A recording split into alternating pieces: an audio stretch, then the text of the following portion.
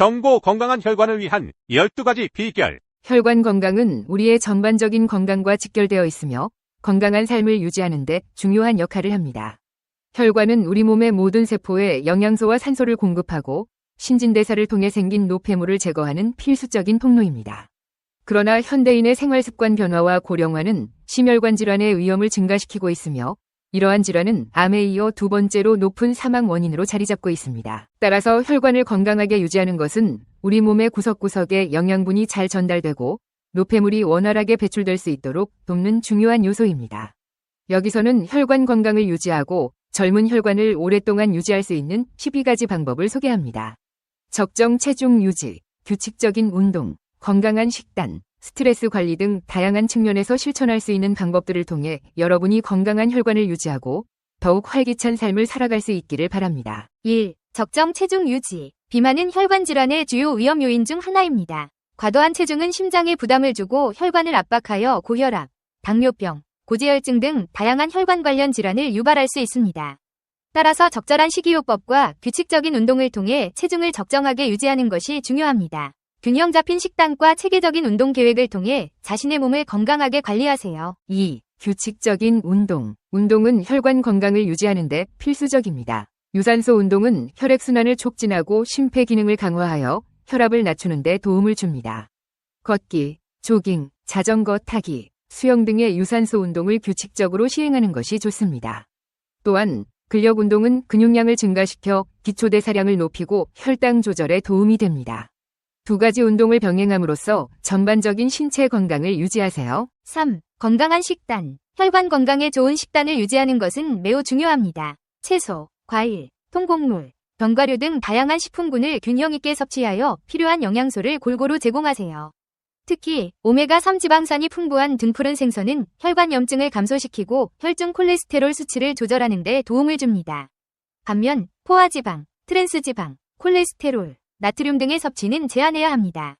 짜고 기름진 음식은 피하고 신선하고 자연적인 음식을 선택하세요. 4. 염분, 단순당, 트랜스지방의 섭취 제한.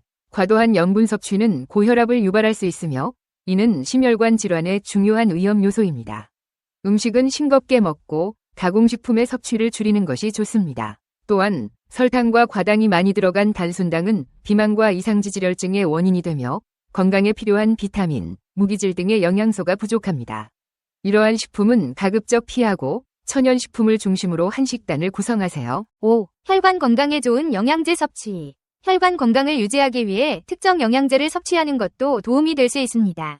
오메가3 지방산은 혈중 중성지방을 낮추고 혈액을 순환시키는 데 중요한 역할을 합니다. 코엔자임은 세포 에너지 생산을 돕고 항산화 작용을 합니다. 비타민C와 E는 항산화제로 작용하여 혈관을 보호하는 데 도움이 됩니다.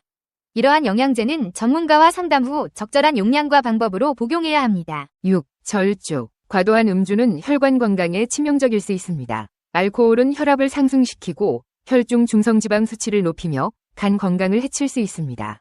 따라서 하루 2잔 이하로 절주하는 것이 좋습니다. 특히 심혈관 질환의 위험 인자가 있는 경우 음주를 자제하는 것이 필요합니다. 7. 금연. 흡연은 혈관 건강을 해치는 가장 큰 적 중 하나입니다.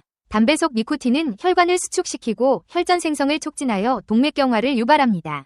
또한 흡연은 심장에 과도한 부담을 주고 폐와 전신의 건강을 악화시킵니다. 금연은 혈관 건강을 위한 가장 중요한 첫걸음으로 금연 프로그램이나 전문 상담을 통해 적극적으로 금연을 시도해야 합니다. 8. 스트레스 관리. 만성적인 스트레스는 혈관 건강에 부정적인 영향을 미칩니다. 스트레스는 혈압을 높이고 혈관벽을 손상시키며 염증 반응을 촉진할 수 있습니다. 스트레스를 관리하기 위해 명상, 요가, 심호흡 등의 이완 기법을 활용하는 것이 좋습니다. 규칙적인 휴식과 취미 생활을 통해 정신적 안정을 유지하세요. 9. 충분한 수면. 수면은 신체 회복과 면역력 유지에 중요한 역할을 합니다. 수면 부족은 혈압 상승과 혈관염증을 유발하여 혈관 건강에 악영향을 미칠 수 있습니다. 하루 8시간의 충분한 수면을 취하여 신체와 정신의 피로를 해소하고 혈관 건강을 지키세요. 규칙적인 수면 습관을 유지하는 것이 중요합니다. 10. 자연과 가깝게 지내기. 공해와 오염된 환경은 혈관 건강에 부정적인 영향을 미칠 수 있습니다. 미세먼지, 공해 물질은 동맥내막을 손상시키고 자율신경계에 악영향을 줄 수 있습니다. 깨끗한 공기를 마실 수 있는 자연 속에서 시간을 보내며 공해를 최대한 피하는 것이 좋습니다.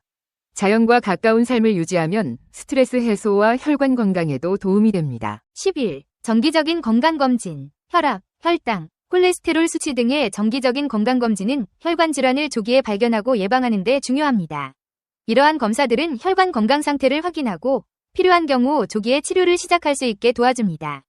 정기적인 건강검진을 통해 자신의 건강 상태를 주기적으로 확인하세요. 12. 긍정적인 마음 유지. 긍정적인 마음과 태도는 혈관 건강에도 긍정적인 영향을 미칩니다. 스트레스를 줄이고 면역력을 높이며 전반적인 신체 건강을 증진시킵니다. 긍정적인 생각과 웃음을 통해 삶의 질을 높이고 건강한 생활을 유지하세요. 주변 사람들과 긍정적인 관계를 유지하고 감사와 기쁨을 나누는 것이 중요합니다. 순환하는 혈액, 건강의 척도. 혈액은 심장, 동맥, 모세, 혈관, 정맥을 통해 체내의 각 조직을 끊임없이 순환하며 산소와 영양분을 전달하고 노폐물을 배출시켜서 생명 유지에 핵심적 역할을 한다. 혈액이 끊임없이 순환하지 않는다면 체내 조직 및 기관이 제 역할을 할 수 없는 것이다. 얼마나 깨끗한 혈액이 우리 몸에서 순환하느냐가 건강의 척도가 되기 때문에 혈액 건강을 지키기 위한 노력이 필요하다. 혈액은 적혈구, 백혈구, 혈소판과 같은 세포 성분의 비율이 40에서 45% 정도이며 나머지는 액체 성분인 혈장으로 구성되어 있다. 적혈구의 생존기간은 약 120일, 백혈구와 혈소판의 생존기간은 약 2일이며 정상적으로는 혈액세포들이 소모된 만큼만 새로 보충되어 혈액세포 수치는 일정하게 유지된다. 적혈구는 헤모글로빈이라는 혈색소를 함유하고 있다. 헤모글로빈은 일종의 단백질로서 철분을 많이 포함하고 있으며 신체의 각 조직에 산소를 공급한다. 또한 노폐물인 이산화탄소를 몸 밖으로 보낼 수 있게 한다. 백혈구는 감염, 염증 등으로부터 신체를 보호하는 기능을 한다. 혈소판은 출혈 발생 시 가장 먼저 작용하는 1차 지혈 과정을 담당한다. 혈장은 약 90%는 물로 이루어져 있다. 혈장에는 생명활동에 필수적인 영양소, 호르몬, 항체 등의 물질들이 들어있으며 노폐물 운반, 삼투압 및 체온 유지, 지혈작용을 한다. 혈액세포들은 지속적으로 분화하고 증식을 하고 있는데 방사선, 화학물질 같은 유해요소에 의해 손상을 받기 쉽다. 손상받은 혈액세포들은 유전자 돌연변이가 발생하여 백혈병 등 중증 혈액질환을 유발할 수도 있다. 평소 혈액 건강을 위해서는 금연은 물론 술 마시는 양과 횟수를 줄이도록 노력하며 음주 후 3일은 금주를 하는 것이 혈액 건강에 큰 도움이 될 수 있다. 또한 일반적으로 흡연자가 비흡연자보다 혈중 적혈구와 백혈구 수치가 높다. 물을 충분히 마시면 혈액의 흐름이 원활해지고 혈액 내 각종 물질들 및 노폐물이 과다하게 쌓이는 것을 막을 수 있으며 이를 통해 혈액의 점도를 낮출 수 있다. 몸이 필요로 하는 물의 요구량은 사람마다 다르겠지만 평균적으로 하루에 8잔 정도의 물을 마시는 것이 원활한 수분 공급에 도움이 될 수 있다. 특히 취침 전 물 한 잔을 마시는 것은 자는 동안 수분 손실되어 혈액 점도가 올라서 혈류 이상이 발생하는 것을 예방할 수 있으므로 가장 중요하다. 태어나 50년 이상 내 몸은 쉼없이 달려왔다. 언제나 얼굴과 몸은 말끔하게 닦았지만 정작 속을 들여다본 적은 드물다. 예를 들어 차에 비유한다면 매일 세차는 했지만 미션 오일은 교환하지 않고 운전만 해온 것이다. 하지만 오랫동안 차를 타기 위해선 엔진룸을 살펴야 하듯 50대 중년의 시기에는 속을 점검하고 청소해야 한다. 우리 몸의 대표적인 영양 공급소는 혈관이다. 우리 몸의 혈관 길이는 12만 킬로미터로 지구 둘레 4만 킬로미터의 3배다. 이 길고 긴 통로가 깨끗해야 영양소와 산소가 우리 몸에 문제없이 공급된다. 혈관은 신진대사를 마친 노폐물을 배출시키는 길이기도 하다. 혈관이 깨끗하다는 것은 우리 몸 구석구석에 영양분이 잘 전달되고 노폐물도 막힘없이 빠지고 있다는 이야기다. 따라서 혈관은 생명줄이나 다름없다. 다음은 생명줄 같은 혈관에 관한 정보들이다. 1. 우리가 먹는 음식물은 위, 소장, 대장, 항문으로 이어지는 9m 길이의 관을 통과한 후 똥으로 나오게 됩니다. 2. 음식물들이 관을 통과하는 과정에서 흡수된 것들은 모두 간으로 가고 간은 이것을 포도당으로 바꿉니다. 3. 포도당은 피를 타고 돌다가 근육세포로 들어가게 됩니다. 4. 포도당 혼자로는 세포로 못 들어가고 문을 열어야 들어가는데 이 문을 여는 게 인슐린입니다. 5. 인슐린은 음식물이 들어올 때마다 췌장에서 나오게 됩니다. 6. 간에서 음식물에서 흡수한 영양분을 포도당으로 바꾸고 나면 인슐린은 포도당을 2시간 이내에 세포 속으로 다 집어넣습니다. 7. 그런데 음식물이 자주 많이 들어오면 인슐린이 지쳐 일을 제대로 안 하기 시작합니다. 8. 세포 속에 포도당들이 다 들어가지 못하고 피 속에 남게 됩니다. 9.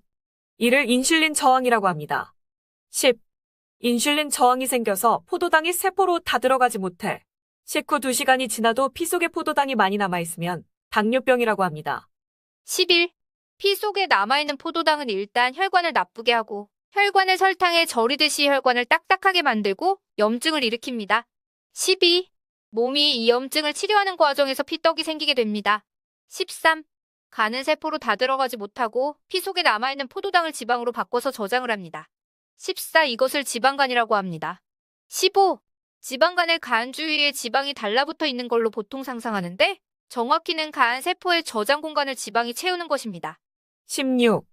간이 일을 해야 하는데 일하는 공간을 지방이 채우고 있으면 일을 제대로 못하고 간이 악화하기 시작합니다. 17. 100명 중 1명 정도는 지방간이 간암으로 됩니다. 18. 워낙 피 속에 지방이 많아 간에 지방을 채우고도 포도당이 남을 수 있습니다. 19. 남은 포도당이 오줌으로 나옵니다. 20.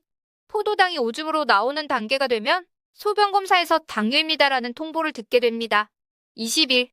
인슐린은 필요한 만큼 췌장에서 만들어지는데 당뇨병에 걸리면 인슐린 저항이 생겨 세포에 제대로 포도당을 넣지 못합니다. 22. 인슐린 저항으로 포도당을 20% 효율로 밖에 세포에 넣을 수 없다면 5배의 인슐린을 투입해서 100%까지 만드는 게 인슐린 주사입니다. 23. 피 속에 포도당이 많아지면 혈관이 망가지기 시작하며 피가 걸쭉해집니다. 24. 피가 걸쭉해지니 심장은 걸쭉한 피를 돌리기 위해 더 강하게 펌프질을 해야 합니다. 25. 고혈압이 된다는 것입니다. 26. 당뇨와 고혈압이 함께 오고 피 속에 지방이 많은 고지혈증도 세트로 오는 이유입니다. 27. 당뇨, 고혈압, 고지혈증이 세트로 잘 오니까 따로 이름을 붙이는데 28. 그 이름은 대사증후군입니다.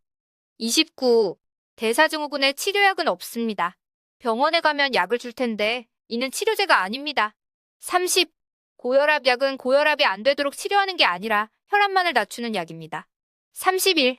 당뇨병 약도 치료제가 아니라 인슐린을 공급하는 것이고 고지혈증도 치료를 하는 게 아니라 콜레스테롤 수치만을 낮추는 것입니다. 32.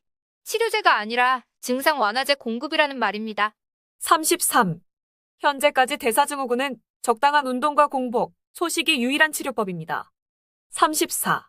사람은 공복, 즉 배고플 때만 먹는 게 필요합니다. 35. 운동도 안 하고 자주 과식하면 당뇨, 고지혈, 고혈압을 통해 심장마비와 뇌졸중 등으로 연결됩니다. 36. 혈관을 보호하기 위한 결론은 적당한 운동, 주기적인 공복과 소식이 건강 척도이다.